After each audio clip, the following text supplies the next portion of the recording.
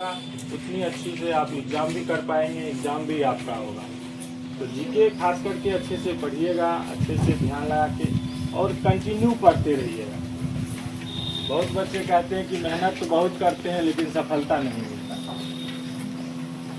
सफल जरूर होइएगा एक दिन एक दिन। अगर आप अपने भर पूरा मेहनत करके गए, एग्ज़ाम दिए, एग्ज़ाम में आप सफल नहीं हो पाए तो निराश मत होइएगा कि हमें नहीं हो। भगवान इससे बेहतर के लिए आपको बनाए होंगे, कोई और एग्ज़ाम आप पास कर पाइएगा। ऐसा नहीं है कि अभी गए एग्ज़ाम देने और जो एग्ज़ाम दिए पहली बार वही एग्ज़ाम हमें हो जाए और हम नौकरी में चले जाए। अच्छी बात है, नौकरी जिनको हो गया अच्छी बात है, लेकिन कुछ दिन जब काम करने जाइएगा ना, उसके बाद पता चलेगा काश ये काम अभी नौकरी हमें नहीं होता, कुछ दिन पढ़ लेते कुछ और बेहतर नौकरी हो जाता, कोई दूसरा और जॉब हम कर लेते। जॉब में जाने के बाद दिक्कत आपको प्रॉब्लम्स पता चलने लगता है कि हमने क्या गलती की, क्या हुआ नहीं हुआ, वहाँ जाके पढ़ना चाहिए था और अच्छे से मेहनत करना चाहिए, वो सब बाद में पता चलेगा। और अभी जितना अच्छे से तैयारी आप कर लीजिएगा, जॉब में जाने के बाद भी जॉब आप चेंज कर पाइएगा। नहीं तो अगर थोड़ा सा तैयारी हुआ, कहीं जॉब हो गया, उसके बाद आप क्या कीजिएगा, वहीं रहना पड़ जाएगा। फिर आप तैयारी अच्छा नहीं है, आप अच्छे दूसरे जगह जा नहीं पाइएगा, वहाँ आपको दिक्कत होगी, परेशानी होगा। इसीलिए अभी जितना समय मिल रहा है उसको अच्छे से पढ़िए। 8 घंटा पढ़ना है घर पे। कितना देर पढ़ते हैं? 8 घंटा पढ़ते हैं सभी लोग?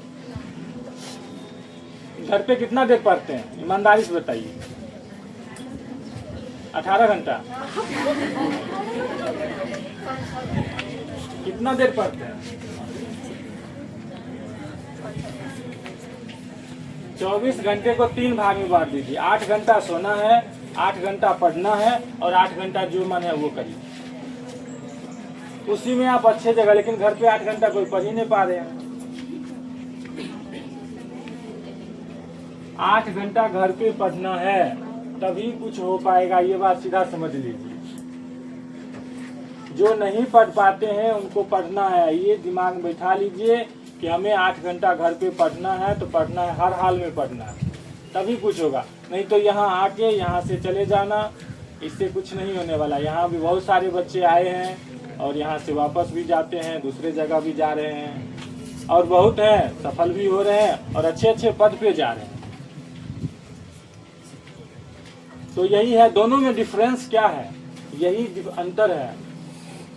सर के द्वारा कहा गया अभी ही कि कंटिन्यू मेहनत करते रहे, यहाँ आना और आपको पढ़ना, ये बहुत महत्वपूर्ण बात है। कि यहाँ तो आते बहुत बच्चे हैं, आए कुछ दिन पढ़े, फिर 2-4 दिन नहीं आए, फिर आएंगे, फिर कुछ दिन पढ़ेंगे, फिर नहीं आएंगे, घर पे जाएंगे। यहाँ जैसे शुरू में पढ़ते हैं ना, सब लोग पढ़े होंगे, सर यहाँ से सिर्फ 30 क्वेश्चन देते थे मैथ बनाने के लिए, इतना ही देते हैं, 30 से 40 क्वेश्चन। बच्चे क्या समझ रहे हैं कि ये हमें मिला है बुनियादी में कि 30 क्वेश्चन बना लेना है, हो गया, फ्री टाइम है, जहाँ मन है घूमिए, हो गया, हमारा काम खत्म। ये हमारा काम नहीं है, हमारा काम है 8 घंटा पढ़ना। अगर वो 30 क्वेश्चंस मिला है हमें बनाने के लिए तो 30 क्वेश्चंस पढ़िए और उसको विथ डिटेल आप नोटबुक में लिखिए, फॉर्मूला लिखिए, उस पर काम कीजिए, तभी जाके आप एक दिन देखिएगा आप मैथ का क्वेश्चंस देखते हुए ही सॉल्व हो आप कर पाइएगा। लेकिन ये होता नहीं है कि सर जो दिए बस वही है। अब बताइए, हम लोग जिस उम्र में हैं, हम लोग क्या टास्क दे के पढ़ने वाले बच्चे हैं? अगर आपको टास्क दिया जा रहा है पढ़ने के लिए, इसका मतलब है कि आप फेल्योर के राह पे अभी चल रहे हैं।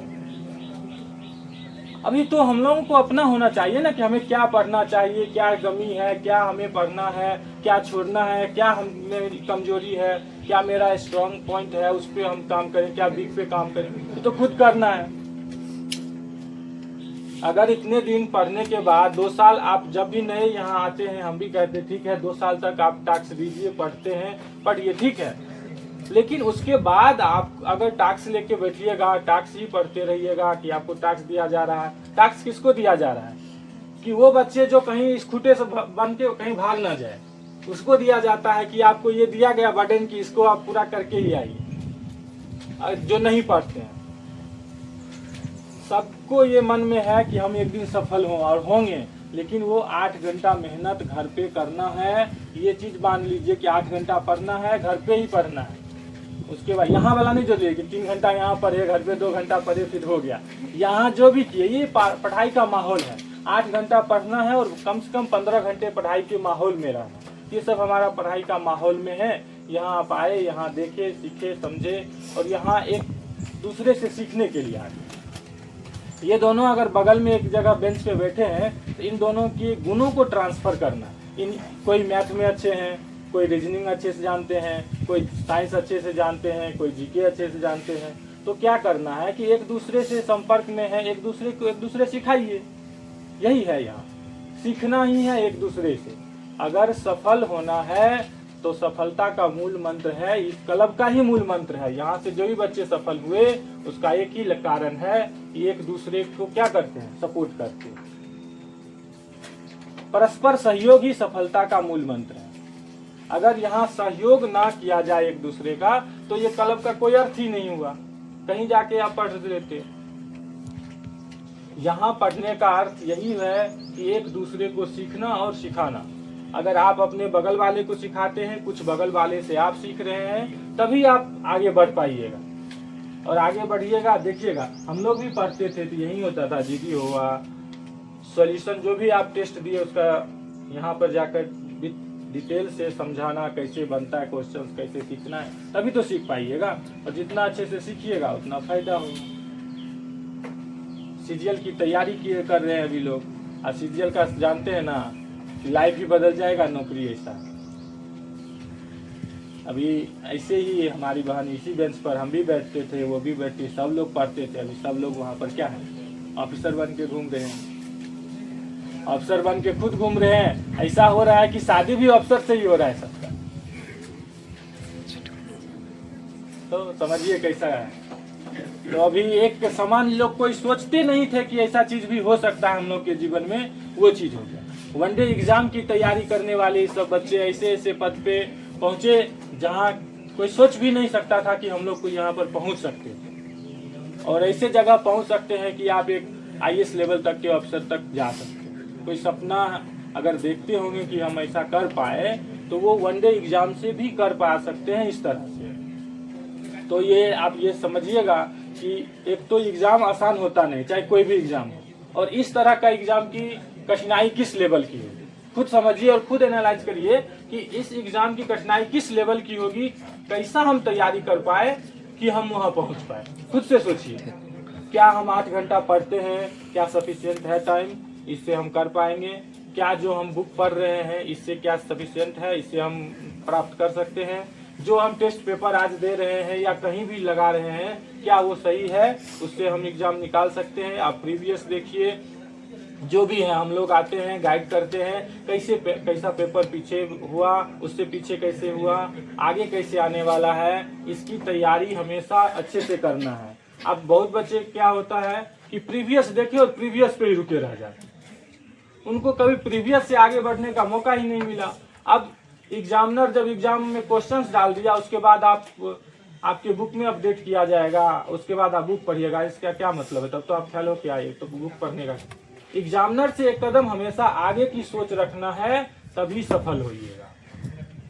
और प्रॉपर सिलेबस, यहाँ बहुत बच्चे में यही कमजोरियां देखी गई है कि वो 1-2 पढ़ाई शुरू किए, कुछ दिन पढ़े और एग्जाम देने जाएंगे, एग्जाम नहीं पास होंगे, हतोत्साहित हो जाते हैं और फील्ड अपना छोड़ देते हैं, कोई बदल लेते हैं। प्रीवियस देखे और अपना सिलेबस को पूरा पढ़िए।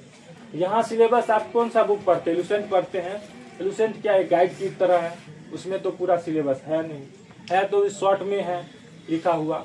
आप तैयारी करते हैं तो कोई बेसिक ऐसा बुक लीजिए, जैसे एनसीईआरटी बेसिस, जैसे दृष्टि का बुक है, बुक दृष्टि का लिए अलग अलग बुक लीजिए और उसको पढ़िए। और उस बुक को पढ़ने के बाद आप अच्छे पद पर जा सकते हैं और अच्छी तैयारी भी आपकी होगी। लुसेंट है, आप पढ़िए, लुसेंट पढ़ना है, आप शुरू में पढ़ लिए, हो गया 1-2 साल पढ़े, उसके बाद आप अपना जिस हिसाब से समय चलता है, कहते हैं समय के साथ अपडेट होते चलिए। ये अपडेट होना पड़ेगा, नहीं होइएगा अपडेट, मतलब कि जब हम पढ़ रहे थे तो यही लुसेंट अकेला काफ़ी था, हम लोग कुछ नहीं पढ़े, यही लुसेंट एसपीडी पढ़ के नौकरी हो गया, लेकिन अभी नहीं हो पाएगा। और अभी जो पढ़ रहे हैं आप लोग, तैयारी कर रहे हैं, मतलब अगले 5 साल के लिए तैयारी कर रहे हैं, ये नहीं है कि आज की तैयारी हम देख के कर रहे हैं। तैयारी करने का अर्थ है कि अगले पंचवर्षीय योजनाओं को अपनी तरह बनाइए कि अगले 5 साल में जो भी एग्जाम आए उस एग्जाम में हमारी सफलता हो, इसकी तैयारी हम लोग कर रहे हैं। तो उस लेवल की तैयारी, अभी तैयारी कर रहे थे, ये वन लाइनर पढ़ के सब लोग गए एग्जाम देने, पहुंच गए दरोगा, पता चल गया कैसा एग्जाम होता है। तो तैयारी हम पहले अपना अपडेट करके चलेंगे ना कि एग्जामिनर किस लेवल तक पहुंचेगा। अब जब एग्जामिनर ऐसा क्वेश्चन पूछ दिया, वहां से हम फेल होकर चले आए, अब सोचेंगे अच्छा इस बार ऐसे पढ़ना है, अगली बार जाइएगा वो एक कदम और आगे बढ़ गया, तब आप कहिए वो फिर से वो गलत हो गया। तो अपना लेवल इस कदर बढ़ा के लेके चलिए, पहले सिलेबस को अच्छे से पढ़िए और अच्छी तैयारी करिए, उसी के बाद ही एग्जाम होगा।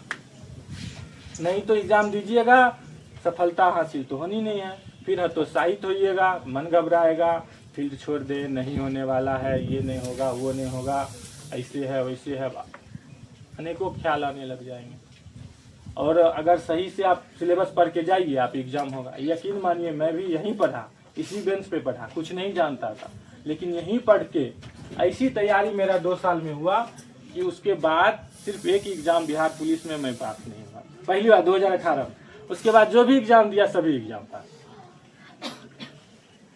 और मैं ज्यादा फॉर्म भी नहीं भरा, उंगली पे गिने हुए 5-6 फॉर्म भरा, बस 5-6 फॉर्म ही भरा, और 5-6 फॉर्म में भी मेरा एग्जाम भी हो गया और जॉब भी हुआ, जॉब के साथ जॉब बदल के दूसरे जॉब में भी हमारा।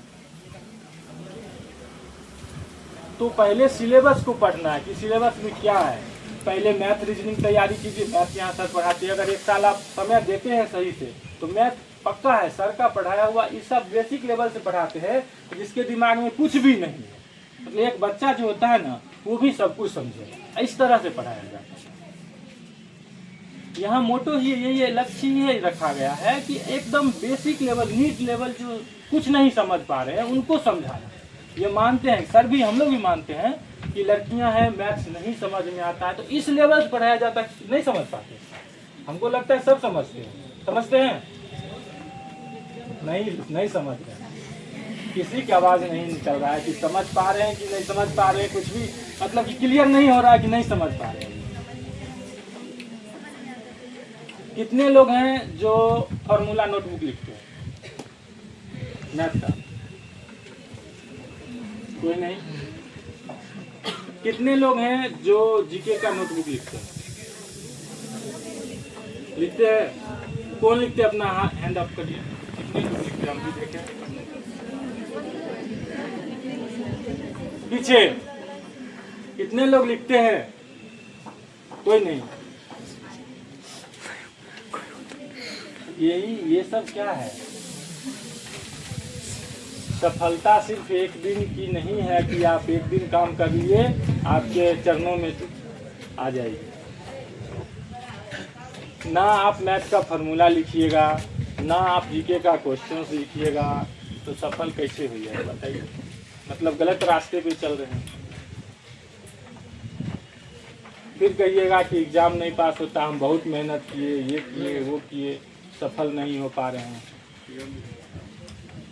एक परिपाटी बनी हुई है क्लब का ही, हम लोग जब भी पढ़ते थे वही था निर्धारित किया हुआ, और अभी भी हम मानते हैं कि उतना अगर उस तरह से करते हैं आप लोग तो सफल जरूर होइएगा। यहाँ सर मैथ पढ़ाते हैं, मैथ का 30 क्वेश्चन बना लेते हैं, जैसे मन हुआ देख के, पीछे सॉल्यूशन देख के बना लिए, कोई ये करके बना लिए, कोई किसी से बना लिए, तो उससे क्या फायदा होगा? अपना घाटा है। साथ में जो भी फॉर्मूला लिखाया गया आप नोटबुक लिखिए और उसका फॉर्मूला लिखिए, वहाँ विथ डिटेल लिखिए कि कैसे कैसे बनाया गया, कि एक बार जब भी एग्जाम हो तो हम उसको पढ़ पाए और हमारा जो भी डाउट है क्लियर हो जाए। नहीं तो क्या होगा? इसलिए हम कहते हैं क्योंकि सीरियल में मैथ भी पूछा जाएगा और रीजनिंग भी पूछा जाएगा। वहाँ मैथ अगर नहीं बनाइएगा तो दिक्कत हो जाएगा।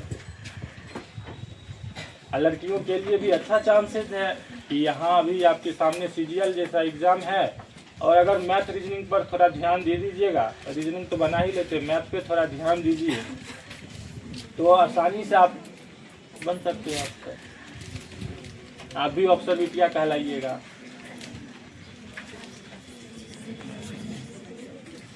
तो उस तरह की तैयारी करिए कि उस तरह से बनाइए। सब कुछ करना है, हम लोगों को पढ़ना है। जीके 8 घंटा पढ़िए कंटिन्यू, सभी बुक अलग अलग दृष्टि का लीजिए और उसको पढ़िए, तभी यही। हाँ, एक चीज दिक्कत क्या हो रहा है, अभी एग्जाम बहुत हो रहे हैं, इतने एग्जाम हो रहे हैं कि किसी को पढ़ने का समय ही नहीं मिल पा रहा है, सोच ही नहीं पा रहा है कि कौन सा चीज पढ़े, कौन सा चीज छोड़े, कौन सा एग्जाम दे, क्या करे।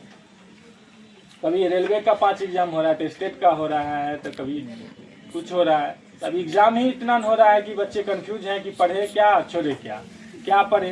कभी हिंदी पढ़े, कभी इंग्लिश पढ़े, कभी क्या पढ़े। तो वहीं पर क्या है, कंफ्यूज में है कि क्या करें। तो यहाँ पे स्थिर से, शांति से अपने सिलेबस पर ध्यान दीजिए, हमारी क्या कमजोरी है उस पर ध्यान दीजिए। अगर आप हर एक एग्जाम के पीछे जाइएगा तो यही ना, सर भी कहते थे कि अगर एक बार ही सभी नाव पर पैर रखने जाइएगा तो पक्का है कि डूबिएगा, बीच में डूबना तय है। इसीलिए अपने जो भी आपको अच्छा लग रहा है कि हम इसमें कर सकते हैं, हमारा ये, जैसे हम लोग भी पढ़ रहे थे तो सीजीएल का एग्जाम आया तो इसका सिलेबस ऐसा था कि मैथ, रीजनिंग, जीके पढ़ना है हम लोग को। तो जनरली जो रेलवे के लिए या समान रूप से हम लोग जो पढ़ते थे वही सिलेबस है।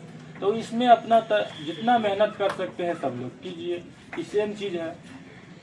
तो अगर ये सिलेबस आपके पास जो है बिहार सीजीएल का, ये एक तरह से समान रूप से जो हम लोग पढ़ते हैं, यहाँ पढ़ाया जा रहा है, आप लोग को पढ़ रहे हैं खुद से, ये सफिशिएंट, यही एक तरह से सिलेबस ही है, मैथ, रीजनिंग और जीके। तो वो सब लोग इतना दिन से पढ़ ही रहे हैं। तो उसमें यही है कि विशेष मुख्य रूप से फोकस दे के पढ़ना है, मैथ की तैयारी और रीजनिंग और जीके। जीके पर विशेष ध्यान दीजिएगा, क्योंकि जीके अच्छे से अगर आप कर पाइए तो एग्जाम में आप जरूर पास होंगे, क्योंकि जीके उस लेवल का आएगा, उस तरह से समझना है। तैयारी में देखते हैं कि 50% पे ही पहुंच के वहीं पे समाप्त हो जाते हैं, आधे जीके बनाते बनाते ही समाप्त। तो उस लेवल से आगे बढ़ना है, वैसे बुक को पढ़िए। आप दृष्टि खरीदिए, दृष्टि बुक को पढ़िए, अलग अलग बुक खरीदिए, उसको घर पे 8 घंटा पढ़िए, देखिए आप सफल होते हैं और सफल होइएगा। ठीक है, कुछ समझ में आया?